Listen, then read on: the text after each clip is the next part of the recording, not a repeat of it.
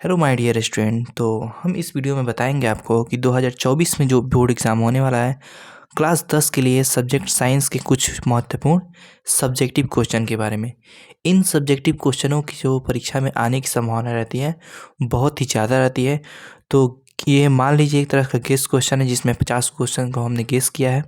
तो इस क्वेश्चन को आप साथ ही साथ याद कर लें और बाकी अपने को सब्जेक्ट साइंस के क्वेश्चन को याद कर लें।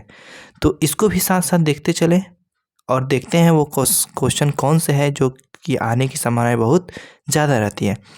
जैसे मैं आपसे पहला क्वेश्चन पूछ सकता है, विभिन्न प्रकार की रासायनिक अभिक्रियाएं, इनमें से मान लीजिए कोई संयोजन या संश्लेषण अभिक्रिया पूछ दिया, वियोजन अभिक्रिया पूछ सकता है, वैद्युत अपघटन अभिक्रिया पूछ सकता है, उभय विस्थापन या द्वितीय विस्थापन अभिक्रिया पूछ सकता है, उदासीनीकरण अभिक्रिया आपको दे सकता है, ऑक्सीकरण या अवकरण के बारे में पूछ सकता है। तो इनमें से आपको एक या दो जरूर पूछता है, ये आपको अच्छे से देख लेना है रासायनिक अभिक्रिया के बारे में। दूसरा गेस क्वेश्चन है कि अम्ल तथा क्षार किसे कहते हैं, अम्ल तथा क्षार में अंतर बताएं।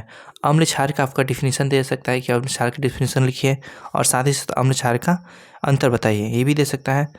3 नंबर है विरंजन चूर्ण या ब्लीचिंग पाउडर, सूत्र होता है CaOCl बनाने की विधि एवं उपयोग लिखे, ये भी क्वेश्चन आने की संभावना है।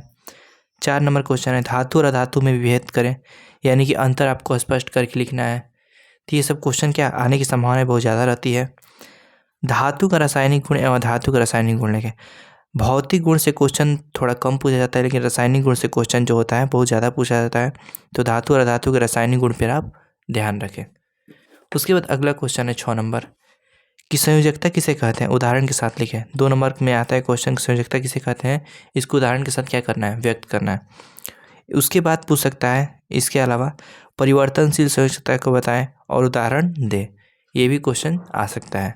आगे देखते हैं। उसके आगे क्वेश्चन आ सकता है कि धातु के शुद्धिकरण से संबंधित प्रश्न, यानी पूछ देगा Zn का शुद्धिकरण कैसे किया जाता है, किस इसके मतलब कि अवयव द्वारा किया जाता है। फिर मरकरी का पूछ सकता है, एल्युमिनियम का पूछ सकता है। तो इन सभी पे आप लोग ध्यान दें। अगला क्वेश्चन है अकार्बनिक यौगिक और इसी को आयनिक यौगिक भी कहा जाता है। अकार्बनिक यौगिक, आयनिक यौगिक तथा कार्बनिक यौगिक में अंतर स्पष्ट करें।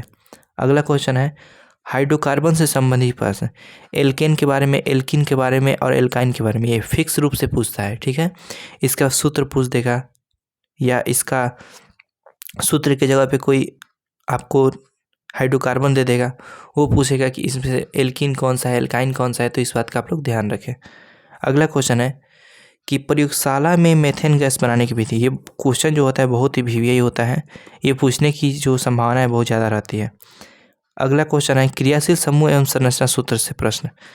हम लोग का एग्जाम में क्रियाशील समूह और संरचना सूत्र से क्वेश्चन हमेशा रहता है, ऑब्जेक्टिव में भी और साथ साथ सब्जेक्टिव में भी। तो इस बात को आप लोग यहाँ पर ध्यान रखें। अगला क्वेश्चन है समवायता किसे कहते हैं, बताएं। समवायता को मतलब कोई इसका परिभाषा लिखना है और इसका उदाहरण के साथ समझाना है। उसके बाद है डोबरेनर का तिर्यक नियम, न्यूलैंड्स का अष्टक नियम, इन दो नियमों को पूछ सकता है, पूछने की संभावना ज़्यादा रहती है। 14 नंबर क्वेश्चन है मेंडलीव के आवर्त सारणी की विशेषताएं लिखे, ये भी क्वेश्चन जो है बहुत बार पूछता है। 15 नंबर क्वेश्चन है वीवीआई नवीकरणीय अनवीकरणीय संसाधन के बारे में बताएं। नवीकरणीय अनवीकरणीय की परिभाषा पूछ सकता है और उसके एग्जाम्पल के बारे में पूछ सकता है। प्रकाश का परिवर्तन अथवा प्रकाश का अपवर्तन को बताएं। प्रकाश का परिवर्तन का आपको नियम पूछ सकता है, या प्रकाश के परिवर्तन किसे कहते हैं, प्रकाश का अपवर्तन किसे कहते हैं, एग्जाम्पल के साथ आपको दर्शाना होगा। आगे पूछ सकता है कि सिद्ध करने से संबंधित प्रश्न, मतलब कि सिद्ध करना है, और सिद्ध करना तो हमेशा 5 नंबर का फिक्स रहता है कि आएगा ही। तो A बराबर R/2 दे सकता है, लेंस में दे सकता है, दर्पण में दे सकता है। फिर 1/F बराबर 1/U प्लस 1/V दे सकता है, या लेंस में भी दे सकता है आपको। फिर दे सकता है आवर्धन M बराबर -V/U होता है, एक होता है M बराबर V/U। तो इन सभी प्रश्नों को सिद्ध करने से संबंधित प्रश्न आप लोग ध्यान रखें। अगला क्वेश्चन है कि गोलीय दर्पण में विभिन्न बिंदुओं पर पड़ने वाले प्रकाश की किरणारेख, मतलब कि वस्तु कहाँ पर रखा जाए तो उसका प्रतिबिंब कहाँ पर बनेगा, कैसा बनेगा, छोटा बनेगा, बड़ा बनेगा, वास्तविक बनेगा या काल्पनिक बनेगा, ये इससे संबंधित प्रश्न जो होते हैं वो हमेशा पूछे जाते हैं बोर्ड परीक्षाओं में। अगला प्रश्न है उत्तल लेंस तथा अवतल लेंस में अंतर बताएं। उसका अगला प्रश्न है कि आँख का नामांकित चित्र बनाकर उसका वर्णन करें। फिर है दृष्टि दोष किसे कहते हैं तथा उनके प्रकारों का वर्णन करें। और आकाश नीला दिखाई देता है क्यों, इसका वर्णन करना है। तो ये सभी प्रश्न यहाँ पर पूछ सकता है। आगे देखते हैं। उसके आगे के इस क्वेश्चन विभवांतर किसे कहते हैं, इसका सही मात्रक लिखें। विद्युत धारा की प्रबलता से आप क्या समझते हैं। फिर परिभाषा पूछ सकता है 1 वोल्ट किसे कहते हैं, या 1 एम्पियर किसे कहते हैं, या 1 ओम किसे कहते हैं। तो ये सभी परिभाषाओं को आप लोग अच्छे से याद कर लें। अगला है एमीटर तथा वोल्ट मीटर में अंतर स्पष्ट करें। ओम का नियम का सत्यापन लिखे। 5 नंबर में पूछ सकता है क्वेश्चन। श्रेणी क्रम समूहन और समांतर क्रम समूहन किसे कहते हैं, फिगर द्वारा बताएं। तो आपको डायग्राम बनाकर श्रेणी क्रम समूहन और समांतर क्रम समूहन को बताना होगा। उसके बाद पूछ सकता है कि श्रेणी क्रम समूहन के लिए समांतर क्रम समूहन के लिए क्या करें, व्यंजक प्राप्त करें। या तो श्रेणी क्रम दे देगा या तो समांतर क्रम दे देगा।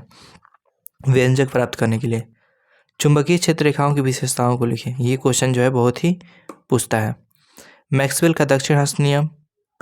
उसके बाद अगला है परिनालिका के कारण चुंबकीय क्षेत्र रेखाओं को दर्शाएं। उसके अगला प्रश्न है यहाँ पर देखिए, विद्युत मोटर का सचित्र वर्णन करिए। ये क्वेश्चन जो है बहुत VVI होता है।